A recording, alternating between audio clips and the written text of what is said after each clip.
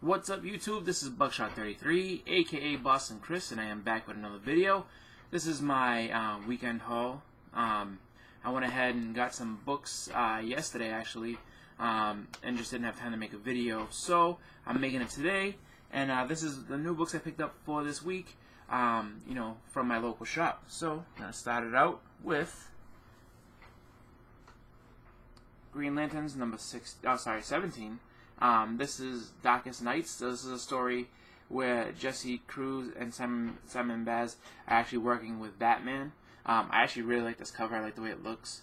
Like to see that they have this big crazy construct. Looks like a giant iguana with a gun attached to it. But definitely a cool story. One of my favorite titles in Rebirth as far as just the newer books coming out.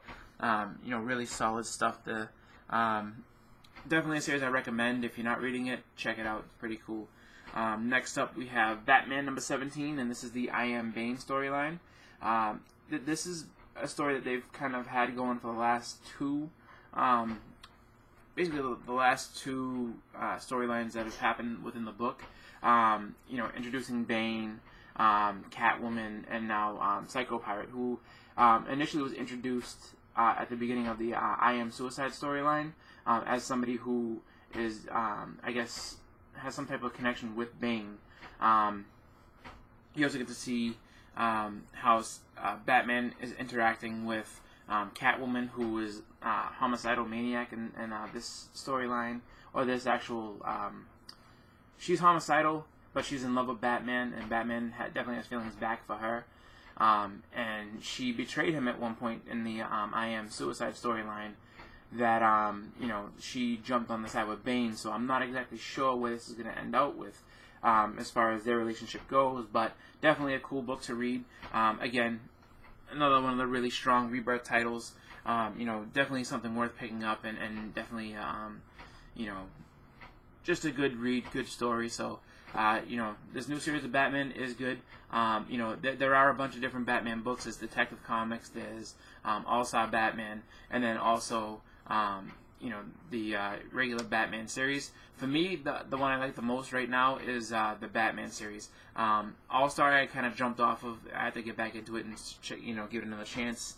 And then also Detective. I was into it for a little bit, and then I kind of dropped off. So I don't know.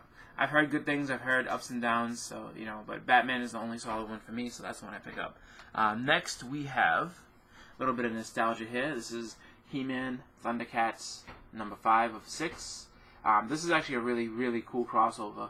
The way that they've done this is really smart, I think, where it's, you have the two universes kind of crossing over, and it basically starts out, I think, mostly because of the villains, and you see how, Munra and Skeletor kind of switch off, and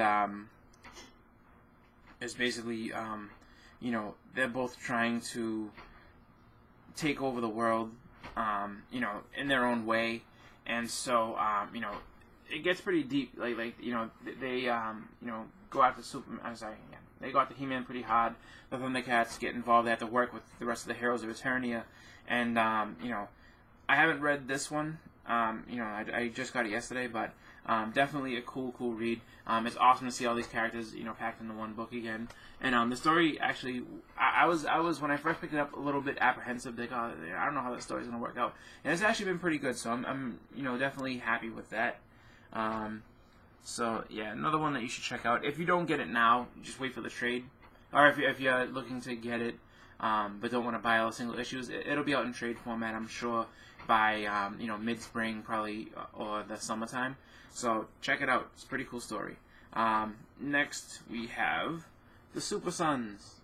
So this is Jonathan Kent and Damian Wayne, and now they have their own book together. They were in the Superman series, and you saw them Superman's book for a few issues, and they went ahead and went back and forth and had their little jabs back at each other.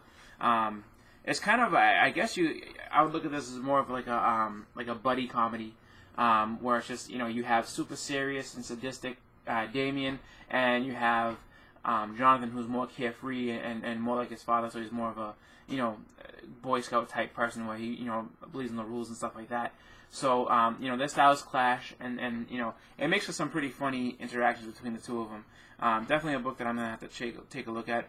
I don't know if it's something that I'll keep up with forever. I don't know if it's something that I'll, you know, continue to read all the way through. But, you know, I think I give the first issue a shot, see what it's like, and, you know, just explore how they have these two characters interacting. I mean, you know, depending on how everything goes, you never know. I mean, this could end up being, you know, the formation of, you know, brand new Justice League, maybe let's say like 30 years down the road, or something like that, you know. So who knows? I just look at it. I'm not looking at it for speculation. I just bought it because it's like, you know what? It seems like it's going to be a hot book, you know, and I figure the fact that they're actually doing, you know, putting the sons together, that they're going to, you know, throw the best story they can at you. So it's worth a read, worth checking out. Next, we have a book, and, you know, I was hoping to be able to find the other of this, but well, the other one like this that came out this week. So this is Kill or Be Killed, this is number 6, and we have one of the cover swipes from, you know, the Image 25 here.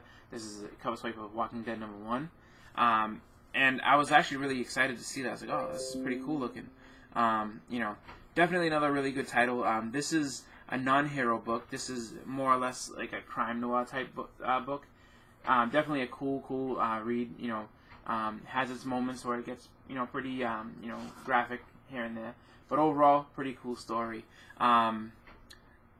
The other one that was similar like this, which is The Walking Dead, and they have a cover swipe homage to Wildcats number 1.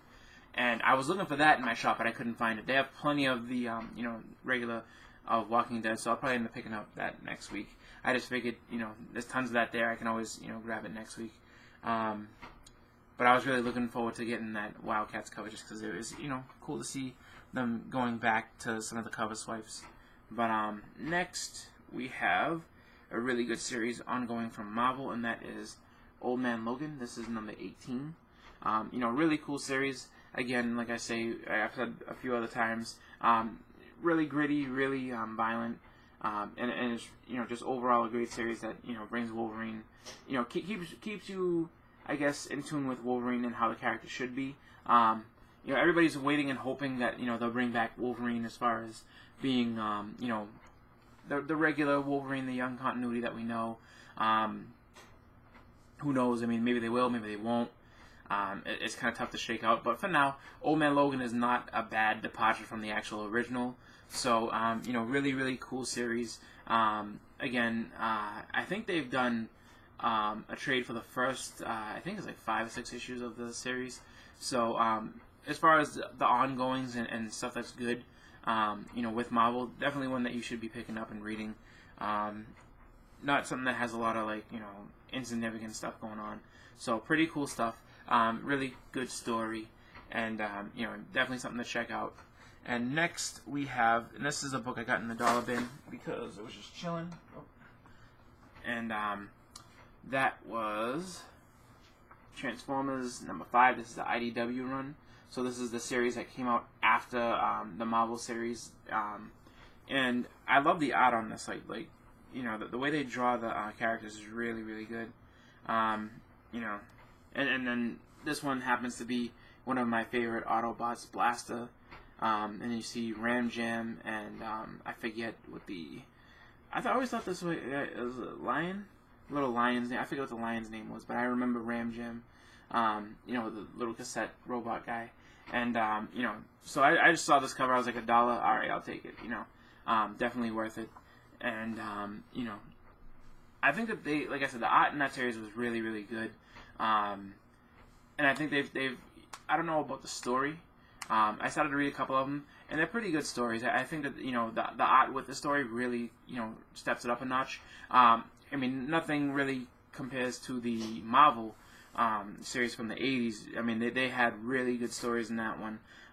You know, lots of action, and you know, art wasn't spectacular, but it was good for the time, and you know, some covers that they had on there were really awesome. So, you know, like I said, it's a dollar bin fine, so I'm happy with that. I gotta go ahead and get these in some bags and boards so that I can preserve them and, you know, keep them as nice as possible. But the final thing I was able to pick up this week is actually kind of funny. So they were having a sale on all things 3D, so statues, busts, which they don't have many, also Funko Pops and things like that. So I was like, oh, pretty cool.